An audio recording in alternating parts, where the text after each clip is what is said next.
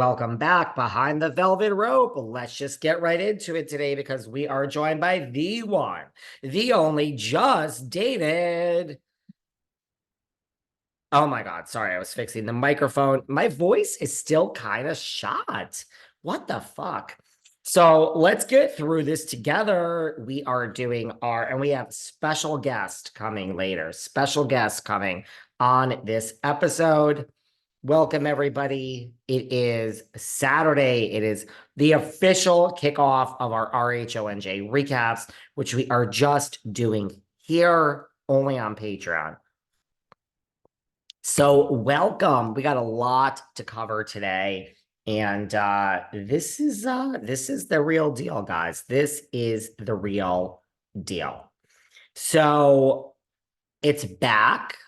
It's back in our lives. What did everyone think about this episode? And let's get through as much of it as we can before our special guest is coming into the chat here. We're gonna really have a guest coming. I don't know. I have such mixed feelings about this episode. I have such mixed feelings. You know, I'm so not excited about so much stuff lately on Bravo. I'm loving the Valley. So, in a way, I'm so excited that Jersey is back. There's been so much buildup for this episode. It's like the press and just like the trailer. I think the trailer, the way it starts and we end at rails. Oh my God, that scene looks so great. And Dolores has done press and Melissa has done press, and they're all saying that, we can't come back from this. Mind you, Dolores has said that before, that we can't come back from something, and here we are. So it looks like it's going to end great. I don't know. It was a good episode, I guess.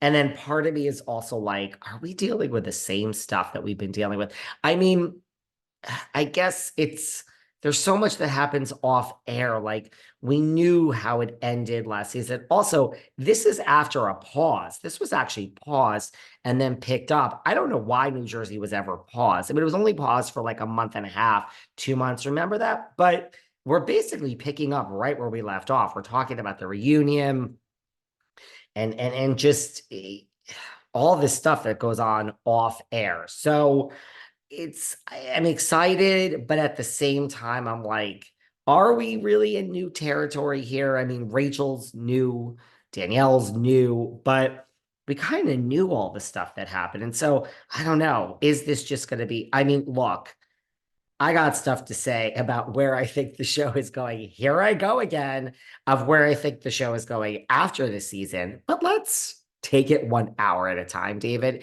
and let's live in the here and now, because today, the present is a gift, or whatever they say.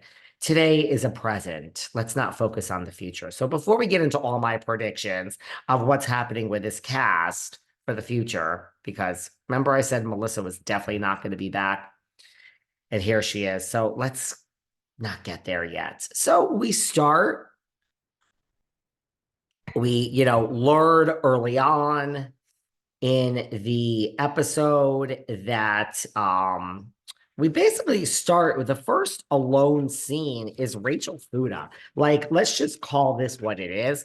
This is going to be Rachel Fuda's season. Now, I think Danielle Cabral is a great housewife. I think they're going to, Rachel's going to come out as I mean, look, they're different. Let's not compare them. But Rachel is going to have a season, not an easy season. She's going to go up against Teresa, but this is going to, solidify her place in the franchise. Like, in a way, Rachel girl, this is the best thing that ever happened to you, because, I mean, you're going up against the Queen of New Jersey, whether you all love her or hate her. Lots of you love her, lots of you hate her. It's going to be a great thing for Rachel's housewife's career. And, we have in Jersey, it's very rare. The house husbands are so involved. I mean, John Fuda is like Joe Gorga part two, like made for the cameras, totally into this, is fighting back. So John Fuda is everything we want in a New Jersey house husband, right? So we have this alone with Rachel, which is like, oh my God, we get to know her family. We're getting to know her more. Very close family, which is the opposite of Danielle's family. I mean, of course, we open with the finale with Dolores and all of that. Um, I have a lot of things in my DM, some of which I'll read. I really don't. I like the Fudas. I know it's an unpopular opinion. I get why people wouldn't like them, but I think it's just that here's my thing. For everyone who dislikes the Fudas, why?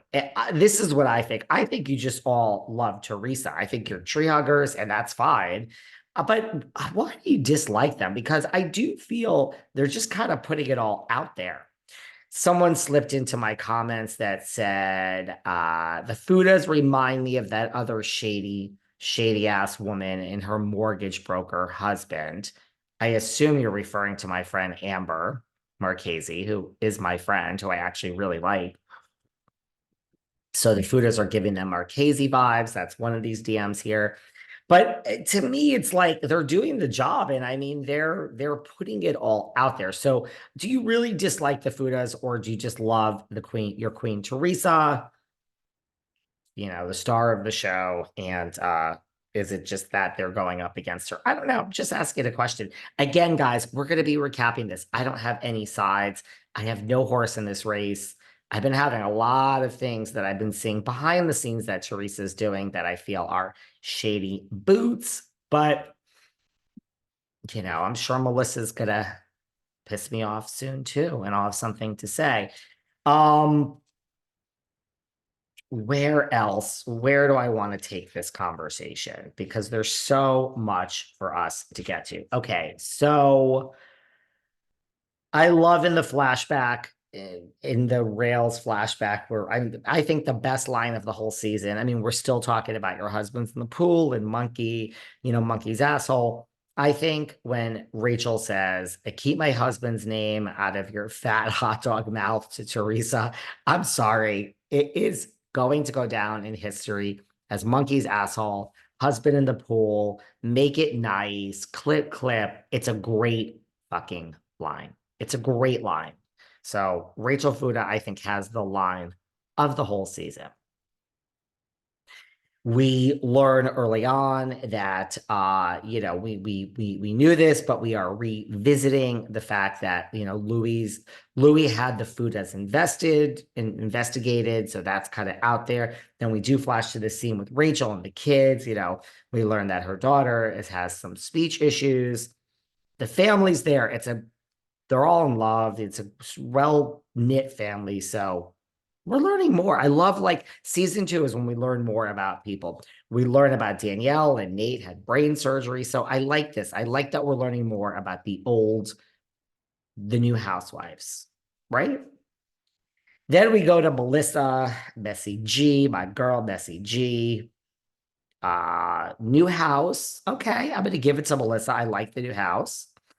Antonia is leaving for I'm sick. I'm like sniffling. Antonia is leaving for school. There we go. Melissa and this green eyeshadow. What I mean, you know, I said this before. They don't pick their confession looks. So those producers, you producers, have done Melissa Gorga dirty, because I mean, what the fuck with this heavy green eyeshadow? They purposely choose these really funny confessional looks. Teresa's pink. I like it. I like it. I like it. Um, Rachel and the leopard, I kind of like. Then we go to Teresa. So we have to take 3 things to get to Teresa C. Now, I know this is the thing was filmed over a year ago. I mean, poor Teresa. She just has to be reminded every day now when she watches this that her podcast is no more. Where is it? Is it coming back? I mean, maybe I'm wrong, but no, it's not. We have the DM from Melissa Feaster, her co-host, where she says it's over. So Teresa's wearing her Namaste bitches gear. I mean, come on, girl. It's over. Gabriella is going away to school. Teresa's sad. Blah, blah, blah. University of Michigan, great school. Teresa makes reference to her wedding album. The wedding album comes in the mail.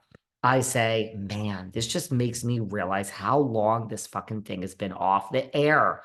This is like, was filmed basically right after she got married. So, or, close there too. So it just reminds me, God, we haven't had these people in our